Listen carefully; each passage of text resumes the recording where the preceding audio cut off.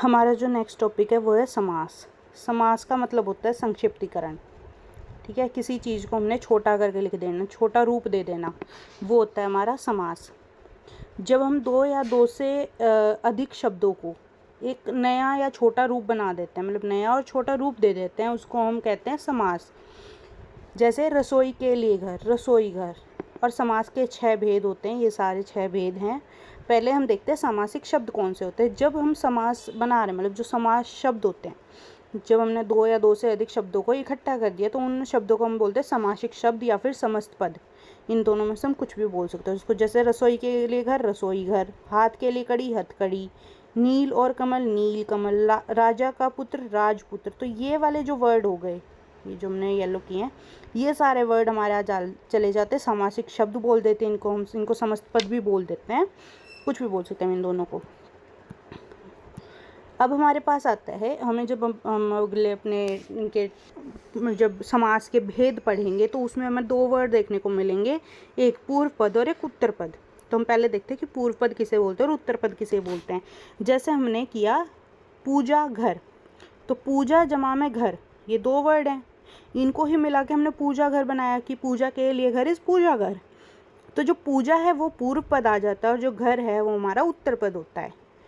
इसीलिए इसमें 2 वर्ड होते हैं, जो पहले वाला होता है वो होता है, उसे हम बोलते हैं पूर्व पद, और जो दूसरे वाला होता है उसे उत्तर पद। सिर्फ इसमें इतनी चीज़ याद रखने की है कि पहले वाला इस पूर्व पद, दूसरे वाला उत्तर पद। अब इसके जो भेद हैं वो देखते हैं। इसके 6 भेद होते हैं: द्वंद्व समास, द्विगु समास, तत्पुरुष समास, कर्मधारय समास, अव्ययभाव समास और बहुव्रीहि समास। अब हम एक एक करके इनको पढ़ते हैं। जो हमारे पास सबसे पहला आता है वो आता है अव्ययभाव समास। अव्ययभाव समास में क्या होता है, जो पूर्व पद होता है ना वो प्रधान होता है और अव्यय होता है। अव्यय शब्द कौन से होते हैं? ऐसे शब्द जिन पे लिंग, वचन, कारक इनका कोई प्रभाव नहीं पड़ता। मतलब जैसे एक शब्द है खूबसूरत, तो खूबसूरत अगर हम लड़के के लिए बोलेंगे तब भी खूबसूरत ही बोलेंगे, लड़की के लिए बोलेंगे तब भी खूबसूरत बोलेंगे। एक व्यक्ति के लिए भी खूबसूरत होगा और बहुत सारे लोगों के लिए अगर हम वर्ड यूज़ कर रहे हैं तो वो भी खूबसूरत होगा। मतलब ये तो नहीं हो जाएगा ना, अगर लड़की के लिए बोल रहे हैं तो हम बोल देते हैं कि ये तो खूबसूरती है। हम ये तो नहीं बोलेंगे ना, जब हम किसी लड़की के लिए बोल रहे हैं कि ये तो खूबसूरती है, हम ये बोलेंगे ना कि ये खूबसूरत है। या फिर लड़के के लिए बोलेंगे ये लड़का खूबसूरत है, ये लड़की खूबसूरत है, तो हम वर्ड तो नहीं बदलेंगे, खूबसूरत तो खूबसूरत रहेगा। तो इसीलिए वो वर्ड ऐसा वर्ड है जिसपे ना तो लिंग का कोई मतलब इफेक्ट हो रहा है, ना वचन का हो रहा है, ना कारक का हो रहा है। ये सारे वर्ड मतलब सेम ही रहते हैं, आप किसी भी सेंस में यूज़ कर लो इनको। और इसके जब हम अव्ययभाव समास के जो हम एग्जाम्पल देखते हैं वो ये है यथाशक्ति, शक्ति के अनुसार। और इसमें एक और चीज़ ध्यान रखने वाली है कि जो इनका पहला पद होता है, जो हमारा ये अव्ययभाव समास होता है, इसका जो पूर्व पद होता है वो पूर्व पद क्या होता है, वो कोई भी एक उपसर्ग शब्द होता है। जैसे ए, आ, अनु, प्रति, हर, नी, नर, यथा, यावत, ये सारे हमारे क्या हो गए हैं, उपसर्ग। उपसर्ग जो एक वर्ड के आगे लगते हैं। जैसे यथाशक्ति, यथाशक्ति में यथा क्या है, उपसर्ग है, ठीक है, शक्ति के अनुसार। प्रतिदिन, प्रत्येक दिन, तो ये प्रति क्या हो गया, यहाँ पे एक उपसर्ग है। आ, जन्म, जन्म से लेकर, घर घर, प्रत्येक घर, ठीक है, रातों रात, रात ही रात में। तो ये हमारे सारे एग्जाम्पल हो गए अव्ययभाव समास के। अब जो हमारा दूसरा समास आता है वो आता है तत्पुरुष समास। तत्पुरुष समास हमारा थोड़ा इम्पोर्टेंट होता है, ठीक है, क्योंकि इसमें 2 चीज़ें होती है। इसमें एक तो उत्तर पद प्रधान होता है, जैसे उसमें जो हमारा पहले वाला था, यहाँ पे देखो अव्ययभाव में पूर्व पद प्रधान लिखा हुआ है। तो इसमें क्योंकि बाद वाला ही ये पहले वाला ही प्रधान होता है। मेन तो यही है ना भाई, यथाशक्ति। शक्ति क्या है, यथाशक्ति मतलब उसके अनुसार हो रहा है, तो यथा मेन है, शक्ति उसके बिना कुछ नहीं है, ठीक है। प्रतिदिन, दिन के हम क्या बोलेंगे भाई, दिन तो दिन है। अब प्रति, हर, प्रत्येक दिन, तो प्रति पे ज़्यादा जोर आ रहा है, इसलिए ये प्रधान हो गया। ऐसे ही जब हम इसमें देखते हैं तत्पुरुष समास में, यहाँ पे उत्तर पद प्रधान होता है, उत्तर पद पीछे वाला शब्द, ठीक है। और इसमें 2 चीज़ें होती है, एक होता है विशेषण और एक होता है विशेष्य।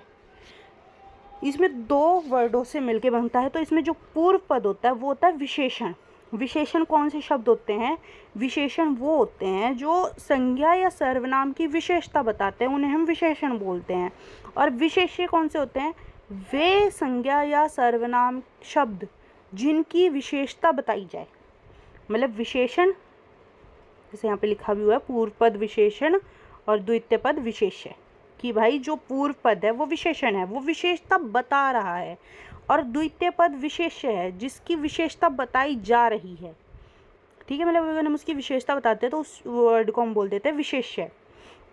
जैसे यहाँ पे लिखा भी हुआ है धर्म का ग्रंथ, धर्म ग्रंथ, तो इसमें जो ग्रंथ है वो प्रधान होगा, क्योंकि भाई धर्म किसके लिए बताया जा रहा है? ग्रंथ के लिए ही बताया जा रहा है ना। तो इसलिए धर्म का ग्रंथ। राजा का कुमार, राजकुमार।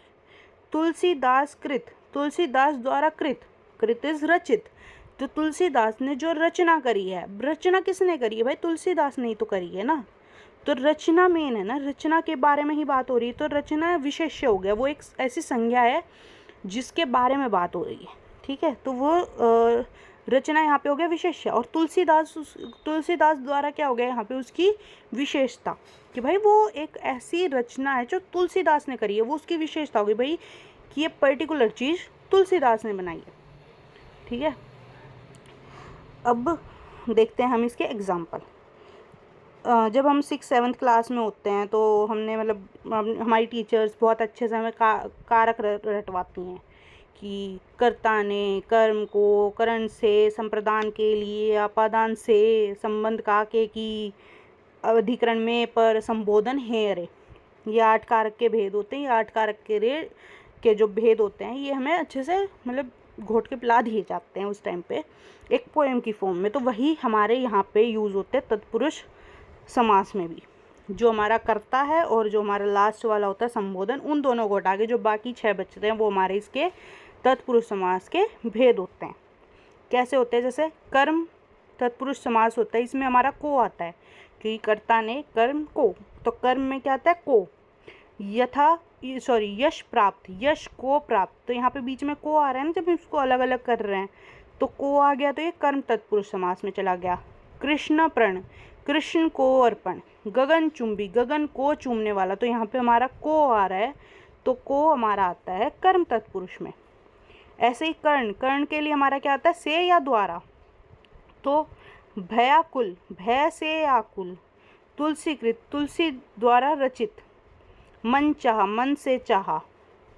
भयभीत, भय से भीत। तो जो ये वर्ड हैं इनमें या तो से आ रहा है या द्वारा आ रहा है, इसीलिए ये कर्ण तत्पुरुष समास में चले जाते हैं। ऐसे ही संप्रदान में आता है के लिए, जैसे रसोई घर, रसोई के लिए घर। देशभक्ति, देश के लिए भक्ति। तो इनमें मतलब इनमें ना ये वर्ड ही मेन होते हैं, ये वर्ड ही याद रखने होते हैं, इनसे ही मतलब जो समास के तत्पुरुष समास के जो भेद हैं वो पता चलते हैं कि कौन से भेद का है ये। जैसे ऋण मुक्त, ऋण से मुक्त, ये आपादान में आ गया। अब एक चीज़, करण तत्पुरुष में भी से आ रहा है, आपादान तत्पुरुष में भी से आ रहा है, तो जो आपादान तत्पुरुष वाला से है उस वो हमें एक अर्थ देता है अलग होने का। मतलब जब मुँह से बोलते हैं ना तो एक सेंस आती है कि भाई ये अलग हो रहे हैं। पर जब कर्ण तत्पुरुष बोलते हैं तो वो एक रिलेशन बताता है। जैसे मन चाह, मन से चाह, जब हम किसी चीज़ को मन से चाह रहे हैं तो वो एक रिलेशन बता रहा है कि भाई मन से चाहा हुआ। जब हम अपादान बोल रहे हैं, अपादान में हम क्या बोल रहे हैं? ऋण मुक्त, ऋण से मुक्त, मतलब मुक्ति मिली है ऋण से, तो मुक्ति। अब यहाँ पे देखो, जैसे मुक्ति मिली है ऋण से, तो मुक्ति यहाँ पे उत्तर पद है और वो हमारा प्रधान भी है। ठीक है, ऐसे ही उसे मुक्ति मिल गई एक तरीके से ऋण से, तो वो अलग हो गया है। देश निकाला, देश से निकाला हुआ, मतलब निकल गया है वो देश से उसको अलग कर दिया गया है। ठीक है, ऐसे ही धनहीन, जो वो धन से उसको अलग कर दिया गया है। अब संबंध तत्पुरुष समास जो होता है, इसमें जो हमारे वर्ड होते हैं वो कौन कौन से होते हैं? का, के, की, रा, रे, री, ये वाले वर्ड, मतलब वो संबंध बताता है। राजा का पुत्र, गंगा का जल, गंगा जल, कन्या का दान, कन्यादान। ऐसे ही जो हमारा 6th पार्ट है वो है अधिकरण तत्पुरुष, इसमें मैं पर आता है। जैसे आत्मविश्वास, आत्म पे विश्वास, मतलब खुद पे विश्वास करना है ना, तो पर। गृह प्रवेश, गृह में प्रवेश, तो में या पर जब जहाँ पे वर्ड आ जाता है वो हो जाता है हमारा अधिकरण तत्पुरुष समास। अब इसमें हमारा जो तीसरे टाइप का समास आता है वो आता है कर्मधारय समास।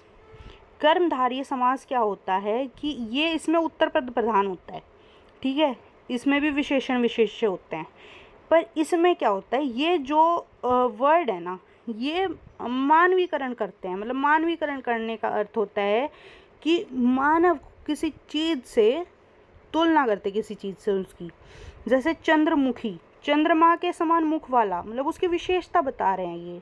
इसमें विशेषण बहुत क्लियर दिख रहा होता है कि ये सारे विशेषण हैं, पर ये विशेष्य जो इसका ना हिडन होता है भाई, वो किसी भी वस्तु या किसी भी व्यक्ति के लिए हम यूज़ कर सकते हैं।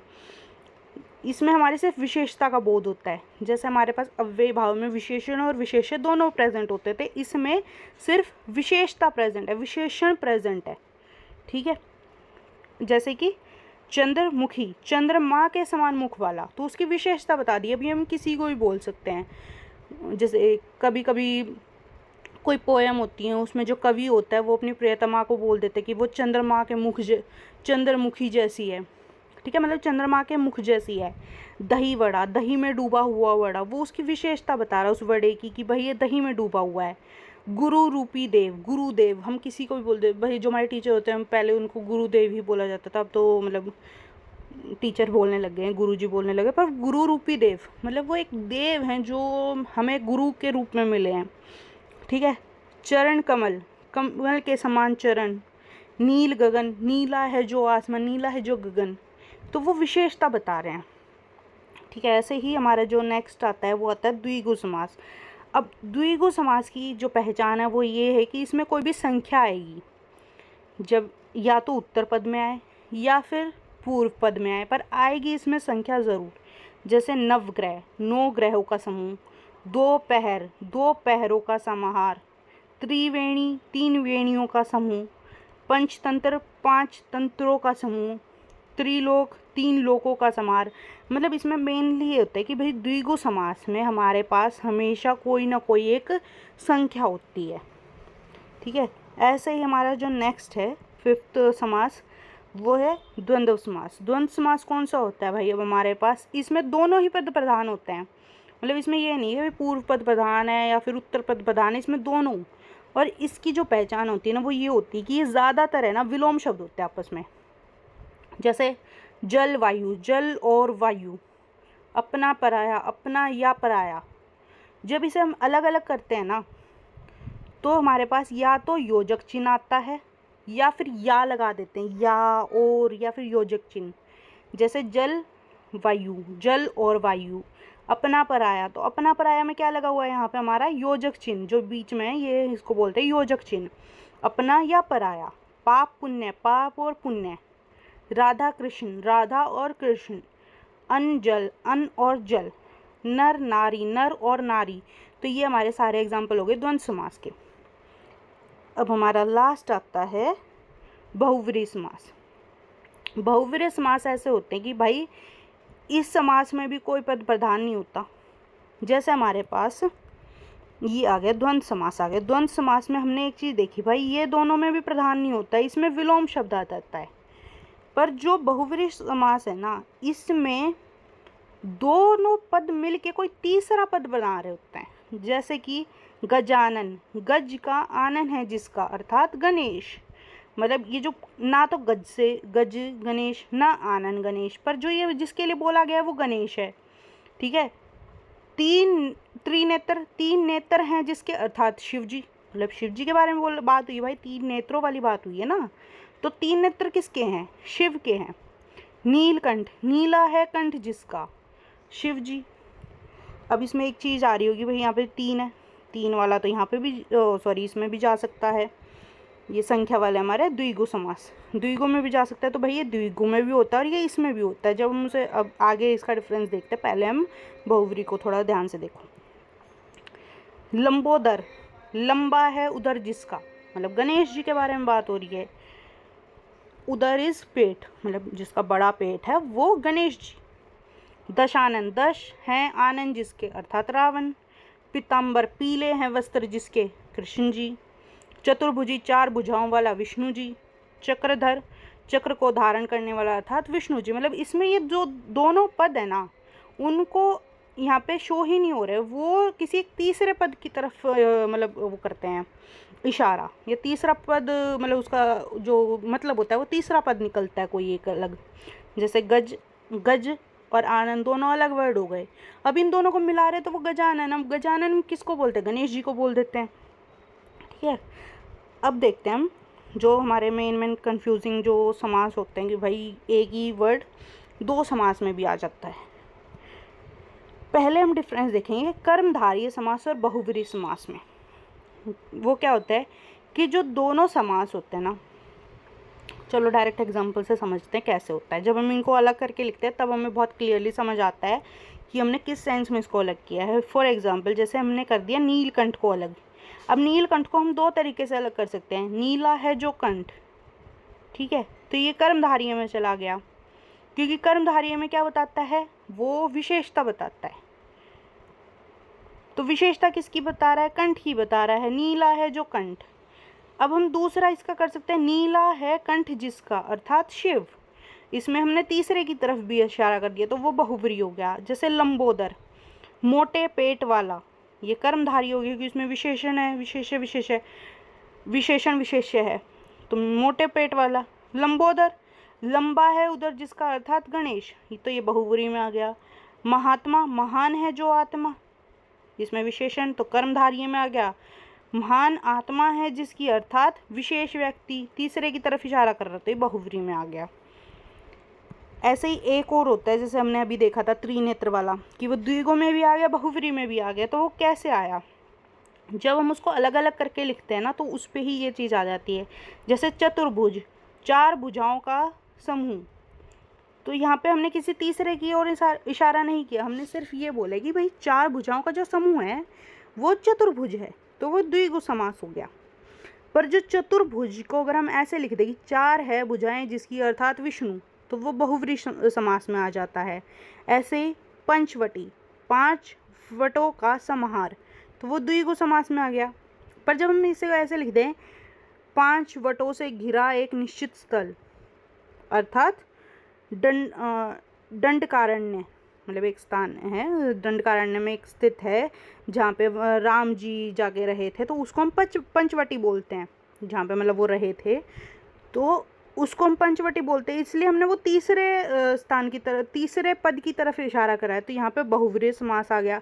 ऐसे ही त्रिलोचन, तीन लोचनों का समूह, जब हमने इसको सिंपल बोला भाई तीन लोचनों का समूह है तो वो द्विगु समास हो गया। पर जब हम इसको ऐसे लिख दे तीन लोचन है जिसके, अर्थात शिव, तो वो आ जाता है बहुव्रीहि समास में। मतलब एक वर्ड एक से ज़्यादा समास में आ सकता है, पर वो हम डिस्टिंग्विश कैसे करेंगे कि भाई हम उसको तोड़ के देखेंगे, हम उसे किस सेंस में तोड़ रहे हैं। जैसे हम सीधा सीधा बोल दें महान है जो आत्मा, तो वो तो कर्मधारय में चला गया, वो हम उसकी विशेषता बता रहे हैं। पर जब हम उसको ऐसे बोलते हैं महान है जिसकी, महान आत्मा है जिसकी, अर्थात विशेष व्यक्ति, मतलब किसी तीसरे की तरफ इशारा कर रहे हैं, तो वो बहुव्रीहि में आ गया। ऐसे ही चतुर्भुज, चार भुजाओं का समूह, द्विगु समास हो गया। और जब हम उसको अलग से मतलब ऐसे लिख दें चार भुजाएं हैं जिसकी, अर्थात विष्णु, तो वो वहाँ पे बहुव्रीहि समास में चला गया। ठीक है, अब ऐसे ही द्विगु और कर्मधारय तो मतलब अलग से पहचाने जा सकते हैं कि भाई द्विगु में जो पहला पद होता है वो हमेशा संख्यावाचक होता है, पर इसमें जो मतलब विशेषण की बात होती है दोनों में, ठीक है, विशेषता ही बताते हैं, पर द्विगु में पहला हमेशा संख्यावाचक विशेषण होता है और जो कर्मधारय होता है उसमें मतलब एक पद विशेषण होता है, पर वो संख्या कभी नहीं हो सकता। मतलब जो कर्मधारय होता है ना उसमें संख्या आती ही नहीं है, द्विगु में संख्या आती है। इन दोनों में बात उसकी और ही होती है विशेषण की। जैसे नवरत्न, नौ रत्नों का समूह, द्विगु समास हो गया। चतुर्वर्ण, चार वर्णों का समूह, द्विगु समास हो गया, क्योंकि इसमें हम किसकी बात कर रहे हैं? संख्या की बात कर रहे हैं, नंबर्स की बात कर रहे हैं।